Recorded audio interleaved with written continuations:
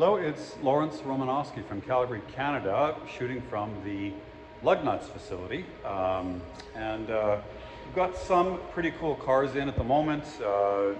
E-Type Jaguar, 61 Land Rover, one of the first Tesla Roadsters, an 06 Spiker. But today I wanted to talk about this lovely old Mercedes. So this is not that old, a 1993 Mercedes E300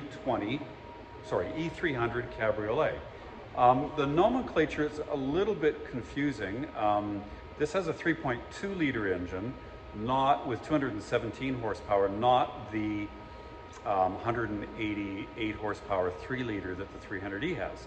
I think in '92 they came up with something called a 300 CE24, the 24 being 24 valves, 4 valve per cylinder, and that's the engine in this car, but for whatever reason they didn't call it a 300 CE or 300E 24 Cabriolet, they just called it a E300 Cabriolet. Now the body got a facelift for I think it was 94 or 95, with the front lights changed a little bit and the hood changed. So this is the first version of the Bruno Sacco designed E320 Cabriolet, and the first 4-place Mercedes convertible since the W111 body in the 60s going up to 1971. So it's kind of a special car and a very rare car. I mean, they made, something like 2.5 million 124 variants, 200Es, 260Es, 300Es, wagons, coupes, etc. But they only made about 34,000 of the cabriolets, and about half of those were 4-cylinder cars, and half of them were 6-cylinder cars. So this is as a straight 6, 24 valve, 3.2 liter 6. This is one of maybe 18,000 cars worldwide out of 2.6 million in this configuration. And this is a Canadian car, and they only shipped about 500 of these to Canada. It was very expensive. I think it was almost as much as a 500 SL Roadster. The only E-Class variant that they made fewer of, excepting maybe some of the special editions, was the E500, and they made about 10,000 of those. So they didn't make that many more E320 Cabriolets than they did E500s.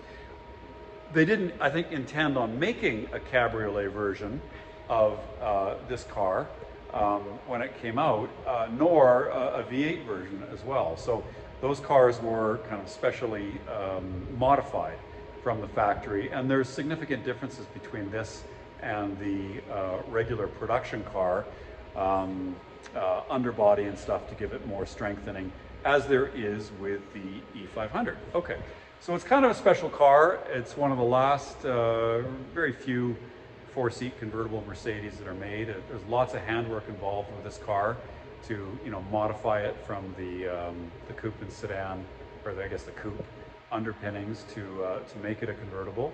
And they're very rare today. And this one is in exceptionally fine condition. It's around 120 kilometers, but you'd never know it by looking at the car. So let me turn the camera around, and we'll take a closer look at this E300 Cabriolet. On the top, the interior, I can show you the bottom.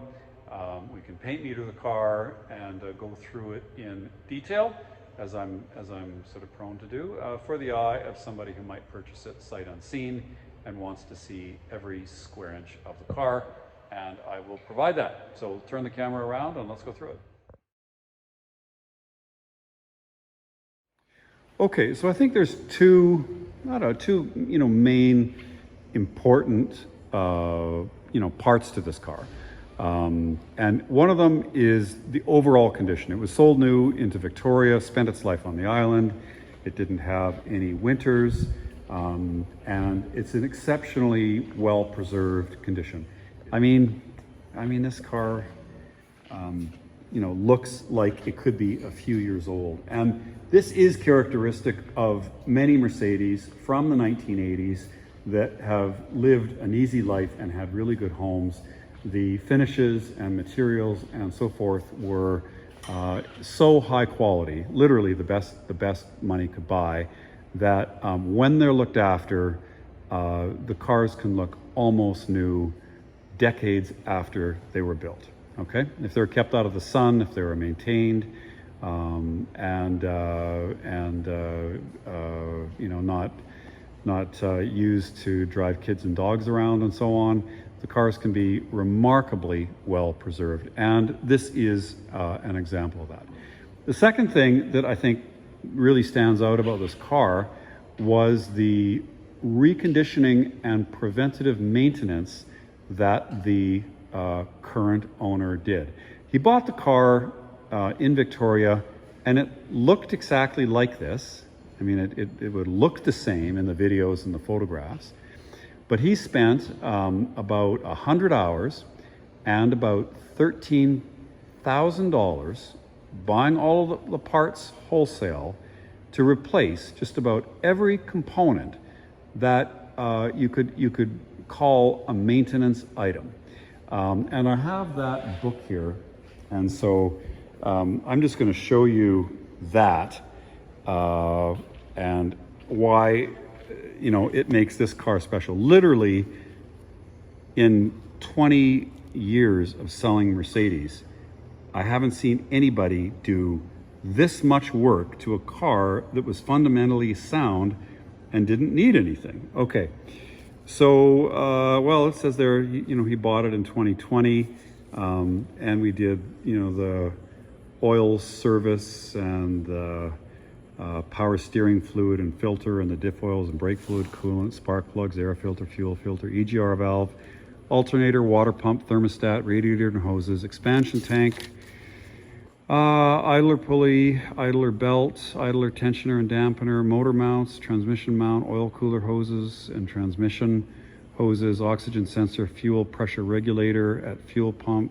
3 temperature sensors, rear shocks, front brake rotors, front pads and sensors, front wheel bearings, rear brake rotors and pads, handbrake shoes, trunk lid shocks, ignition lock, tumbler, hood star and grille strip, speedo cable, rheostat, and install bulbs, headlight switch, service the radio and repair speedometer, refinish the center wood, heater fan resistor, rebuilt the wiper assembly, replace wiper blades, throttle body rebuilt, check codes all okay, replace 4 rear subframe mounts, Michelin tires, new Michelin tires, headlight washer blades, polish and wax, clean and spray soft top, condition the leather, touch up the paint, shampoo the carpets and mats, and do an alignment, and bought all sorts of accessories and cocoa mats and the rest of it. Okay, so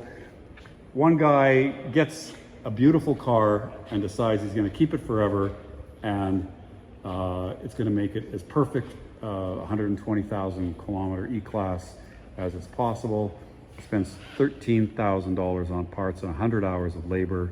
He's an expert mechanic who has run a business for the last 40 years specializing in servicing old Mercedes, knows exactly what he's doing, and makes it as perfect as he can, and it takes him a year to do it. And then he finds a car with 50,000 kilometers and does the same thing to that one, and puts this one for sale. So that's the story behind this car. It's hard to believe that he found one that he'd prefer more than this. But if you took this to a Mercedes-Benz dealer and asked them to replace all of those parts, you would be charged 20 grand for the parts. You would have a, you know, $40,000 bill if you wanted to do that at a Mercedes dealer. So it wouldn't have come with these wheels. These were from his 95. So these were a later wheel, but they're Mercedes-Benz wheels. You know, the heavy-duty cocoa mats are new, and the rest of it is completely stock. There's no other modifications to the car. All right, so let's show you the interior.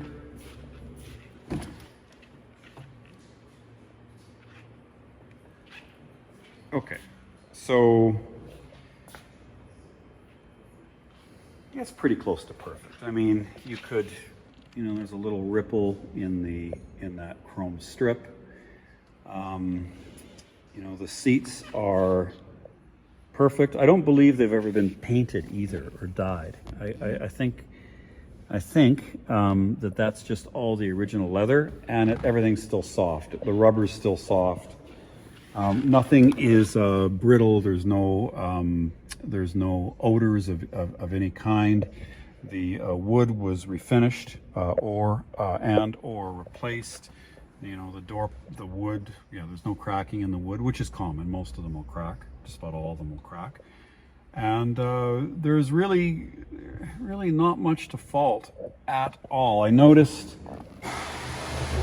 that for some reason that was a little chewed up. That actually can be repaired if you know where to take it, so I might be able to help with that. On the convertible top, you know, you can see there's a couple spots where you can tell it was used. Okay, so I'm really picking out everything on this car. I don't know what else I could.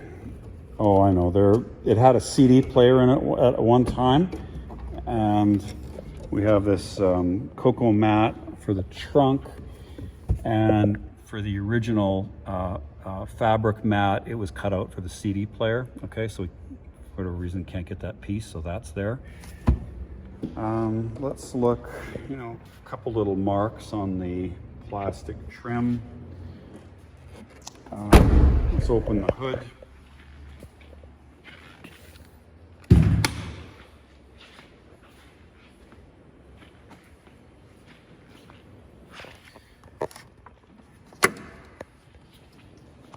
You know, very presentable engine bay. You know, we've got a couple of marks on the valve cover. We can see this is a wider head because it's the 24 valve head. And, you know, original Mercedes-Benz batteries that are 3 times the price of anything else. The hood pad isn't crumbling and coming down. You know, these lights, they must be new or recent because they crack and craze over time. And this one, these look crystal clear. And we can look through the engine bay, and it's spotless. Okay, it's spotless and everything's fresh. The radiator was new.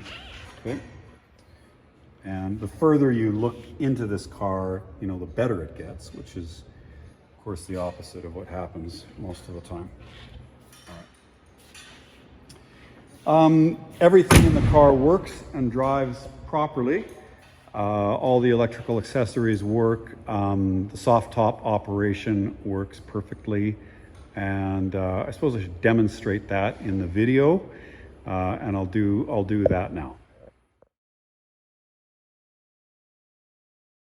Okay, so we will start the car just to give the battery an easier time. It's a power top. But the first operation is manual, and I can show you how to do that. So we've got these handles, which are on the windshield frame, and these open down. They unlock the top, and then we push up on the top rail, and we give the top a bit of a brake. Okay, and now it is ready to retract into the trunk. Start the car.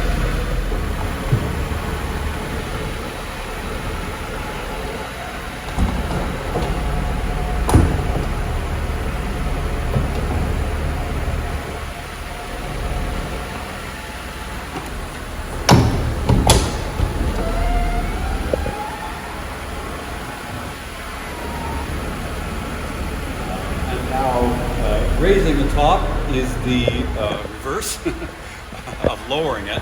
The one thing though is you have to watch these handles. Normally when you drive away with the top down, you'll put those back into position, but you need to have them open for the top to close. And so we'll do that now.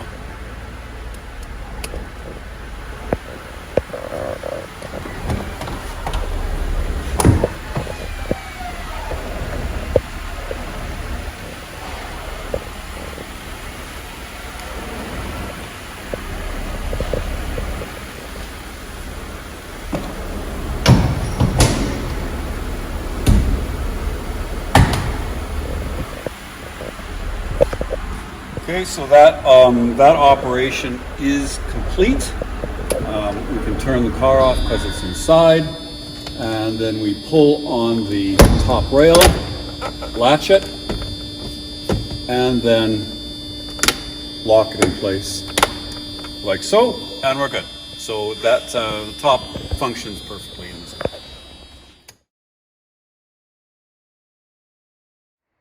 Okay, so we have looked at the exterior of the car. I've described a little bit about it. We've demonstrated the operation of the soft top, and well, we turned the car on. And now what I'll do is I'll just run the paint meter over the car, and this shows the paint depth. Now, this is reading in micrometers, so that is 1/100th of a millimeter. Factory paint, is around, I'd say 150 to 200 micrometers when it was new, and sometimes that gets close to 100 if the car has been polished. Typically a respray will result in paint meter readings in the 3s, 4s, and 5s. And if we have any filler in the car, well, then we start to see 6s and 7s, and even up to over a millimeter. If it's bad, the paint meter doesn't read anything at all because there's too much filler in the car. So there's different primers body shops use, and as long as the paint depth is consistent, there's nothing especially wrong with 4s or 5s or 6s on a repaint on a car. But what you're looking for is big inconsistencies, and especially spots where there's no reading at all, which would indicate a poor repair and lots of filler. Okay, keep in mind it's a very precise instrument, so the way the paint lays down can vary depending on the shape of the panel, etc. But like I said, we're just looking for big differences here. So 153, that tells me this panel is original paint, and we're in the 150s. When a car is painted, it can be blended, and sometimes you just blend the clear, not the, you don't repaint it. Okay, but I'm going to call the driver's side fender as original. We move into the door. And again, we're getting in and around 200 micrometers. This is also sort of collaborated with the fact that there's no specks in it, there's no runs, there's no evidence of any paintwork, no masking marks or whatever. Okay, so these panels are original, and what's happening here? So now we're in the 4s. Okay, 330, and we get on the 4s. So now this panel has been repainted, for sure. It's a good quality job. I don't see, well, you can see really, if you look really closely, you can almost tell that maybe it's not quite as good as the door. There's a little, I don't know if you can see that, but you can see some very fine dust specks. Okay, so a nice job. It looks nice. Nobody's ever going to notice, but that panel has been repainted. All right, trunk lid 230, 201, 211, 190. And I can't really see any fault in the trunk lid paint, okay? There may be some clear on it because when they did the panel, they needed to blend the paint a little bit, but I believe that is original as well. Passenger rear fender. Again, this all looks original to me.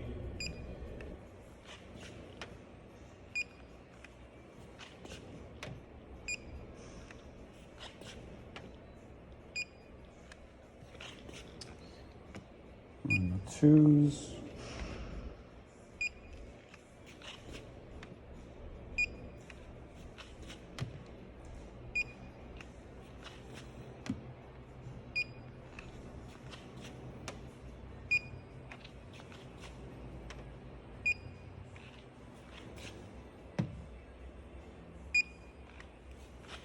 Okay, so I think this whole side of the car is original.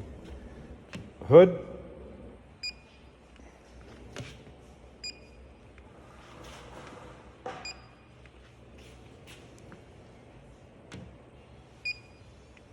Well, that's a 3. Okay, so there's some work in the center of the hood.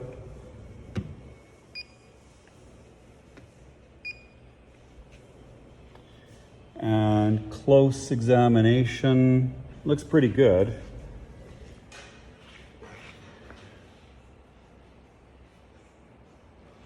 Looks pretty good, but the paint meter doesn't lie. So the hood on this car was repainted. Sometimes you get a rogue reading by not having the meter square to the paint.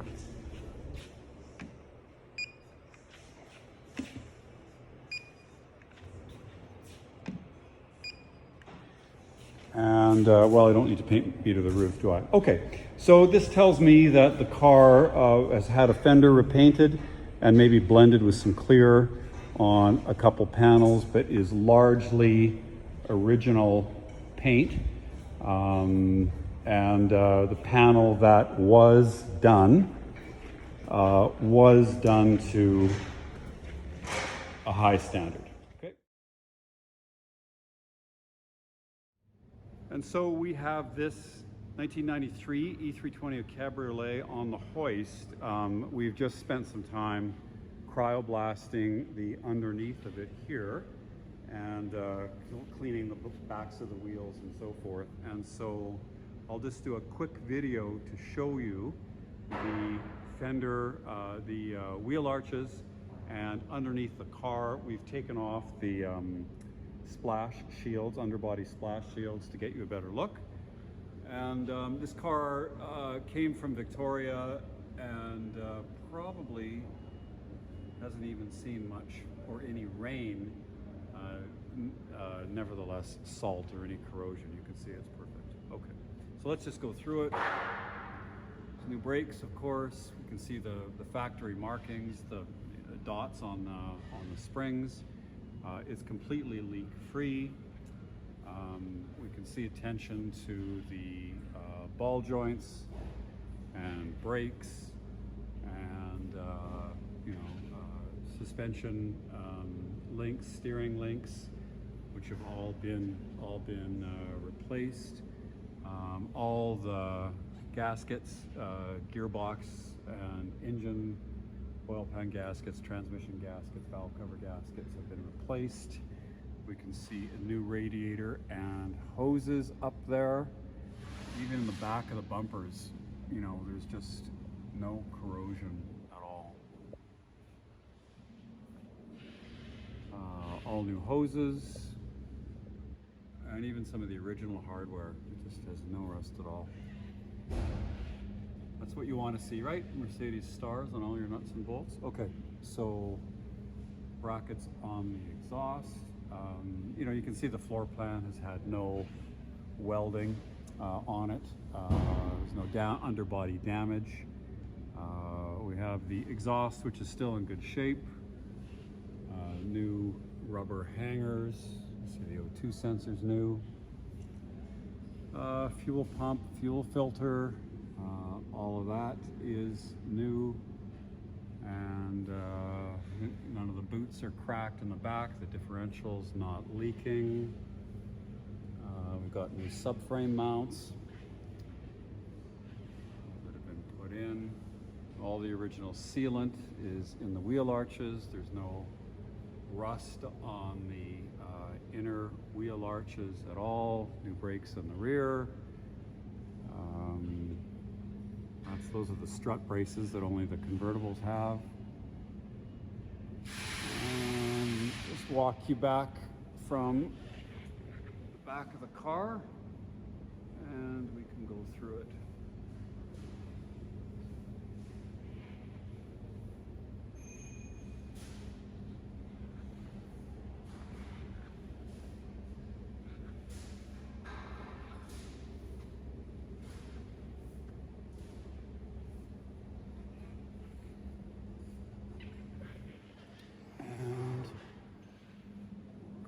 Front,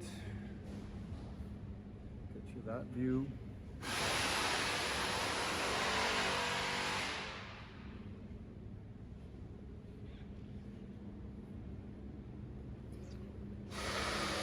Still.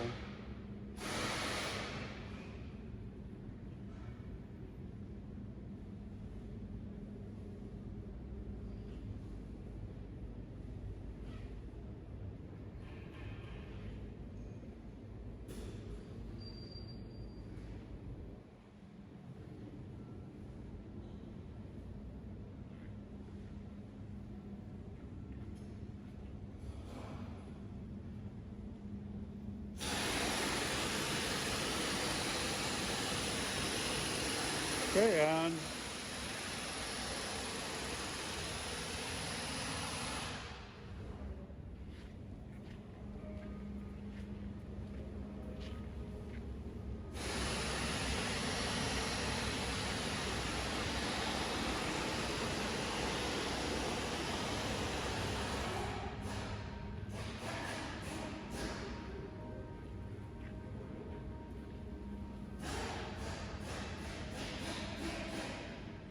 okay, so I hope you'll agree with me that this is a very well preserved example, and it's very clean underneath. Okay.